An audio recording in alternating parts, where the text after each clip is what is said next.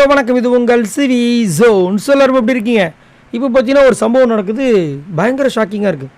என்னையா இது, முத்துக்குமரனை யாரெல்லாம் எதிரியாக பார்த்தாங்களோ அவங்களாம் வந்துட்டு முத்துக்குமரன் கிட்ட வந்துட்டு ஆதரவாக பேசுகிறாங்க.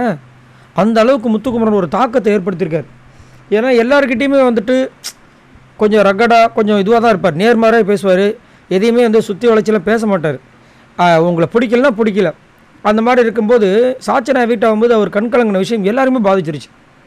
ரயான் சொல்கிறார், சரி என்னை பார்க்கறதுக்கே முடியல, ஒரு மாதிரி கஷ்டமாயிடுச்சு அப்படின்றாரு. அது ரயான் குரல் தானா இல்லை எனக்கு டவுட் வந்துருச்சு, உங்களுக்கு எப்படி தோணுச்சுன்னு சொல்லுங்கள். பார்க்கவே முடியலப்பா அப்படின்ற மாதிரி இருந்தது. அப்புறம் ஜாக்லின் வந்துட்டு அவங்களும் சொல்கிறாங்க, கோவா கேங்கு கஷ்டமாக ஆகிடுச்சு, அவன் அழுததை பார்த்து டபக்குன்னு உடஞ்சிட்டான் அப்படின்ற மாதிரி சொல்கிறாங்க. ஜெஃப்ரியும் வந்துட்டு அவன் லெக்டர் படிக்கும்போது கூட அழலை, இப்போ தான் அழுறான், 63 நாள் கழித்து இப்போ தான் அழுகுறான், நான் ஃபஸ்ட் டைம் பார்க்குறேன்றாங்க. சௌந்தர்யா வந்துட்டு திரும்பி பார்க்குறேன் கண்ணீரோடு நிற்கிறான் அப்படின்ற மாதிரி சொல்கிறாங்க. எல்லாருக்குமே ஆச்சரியம். ஏன்னா முத்துக்குமரன் அழமாட்டான் அவ்வளோ சீக்கிரத்தில். வந்துட்டு அவங்க அப்பாவோட அந்த பத்திரிக்கை இது அந்த லெட்டரை பார்த்து நிறைய பேர் வந்துட்டு அவங்க வீட்டிலேருந்து வந்த லெட்டரை பார்த்து அழுதாங்க. ஆனால் இவர் கண்ணீருக்கு வரவே இல்லை, அப்படியே அடக்கிட்டார். அப்படியே துக்கம் தொண்டைக்கை அடைக்கிற மாதிரி வந்துட்டு அப்படியே ஆமாங்க அப்படின்ற மாதிரி முடிச்சிட்டார். ஆனால் இன்றைக்கி கண்ணீர் அப்படியே வருது, செம்மையாக இருந்துச்சு. அந்த அளவுக்கு அவர் வந்துட்டு ஒரு ஆசையை அவர் அன்பை வச்சிட்டார், தங்கச்சியாக பார்த்துட்டார். ஆனால் கடவுள் புண்ணியத்தில் அவர் சாச்சனா பேசின விஷயங்கள்லாம் பார்க்காம இருக்கின்றது என்னோடய கருத்து. ஏன்னா மனசு உடஞ்சிருவாங்க. ரொம்ப அனுபவிச்சவங்களால தான் அழுக முடியும்.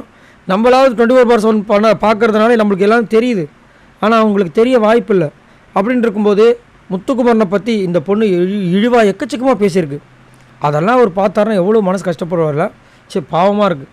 ஆனால் அதை பார்க்க மாட்டேன். ஏன்னா ஆரி ஒரு விஷயம் சொல்லியிருந்தார், நீங்கள் வெளியே வந்துட்டு நீங்கள் அந்த நடந்த விஷயங்கள்லாம் பார்த்தீங்களா அப்படின்போது, இல்லை நான் பார்க்கவும் மாட்டேன், ஏன்னா உள்ள கேம் அதில் அவங்க என்ன வேணால் ரியாக்ட் பண்ணியிருப்பாங்க. அதை நான் வெளியே வந்து பார்த்துட்டு திரும்ப அவங்க நான் பார்க்கும்போது எனக்கு வந்து ஒரு கோவம் வந்துடும், அதனால் நான் பார்க்கவே மாட்டேன் அப்படின்ற மாதிரி சொல்லியிருந்தார். சூப்பரான ஒரு வார்த்தை. இப்போ வரைக்கும் பிக் பாஸ் ஹிஸ்ட்ரிலேயே ஒரு சிறந்த ஒரு கண்டஸ்டன்ட்னா கண்டிப்பாக அது ஆரி அவர்கள் தான். இந்த சீசன் 8 வரைக்கும் சொல்லுவேன். அந்த மாதிரி ஒரு கண்டஸ்டன்ட் சொன்ன அந்த அற்புதமான வரிகளை வந்து இவர் ஃபாலோ பண்ணார்னா இவருக்கும் நல்லதுன்றது என்னோடய கருத்து. சரி, நீங்கள் உங்களோட கருத்தை சொல்லுங்கள்.